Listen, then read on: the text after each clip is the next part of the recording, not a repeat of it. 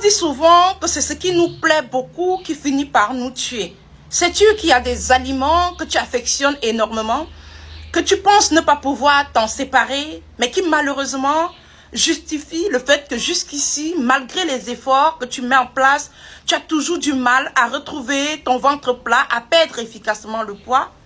Eh bien, dans cette vidéo, je partage avec toi une classe d'aliments qui a beaucoup de dérivés, mais qui malheureusement n'est pas très adaptée pour des personnes qui souffrent de surpoids et d'obésité, et surtout pour les personnes qui recherchent une solution efficace pour avoir le ventre plat.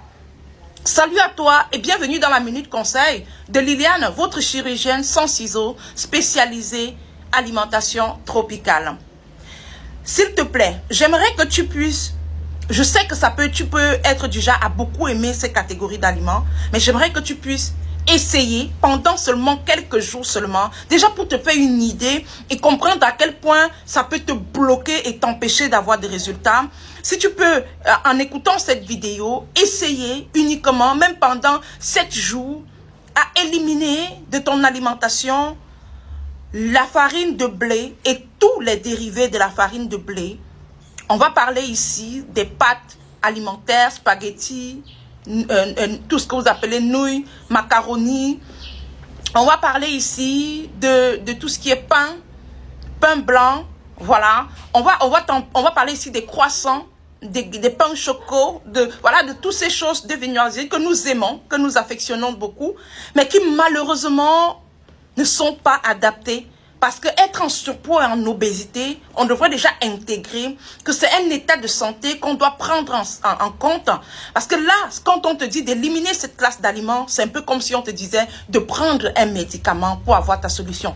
Prends ça dans ce sens-là et tu verras que tu trouveras la force pour évacuer ça. Cette catégorie d'aliments est très pauvre en fibres.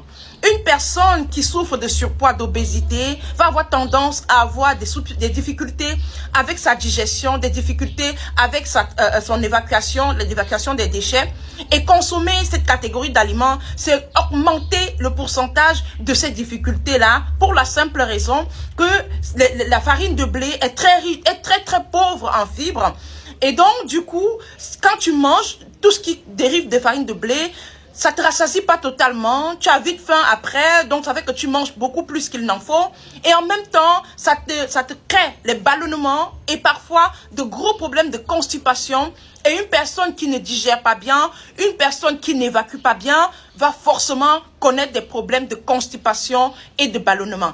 Abonne-toi pour plus d'astuces.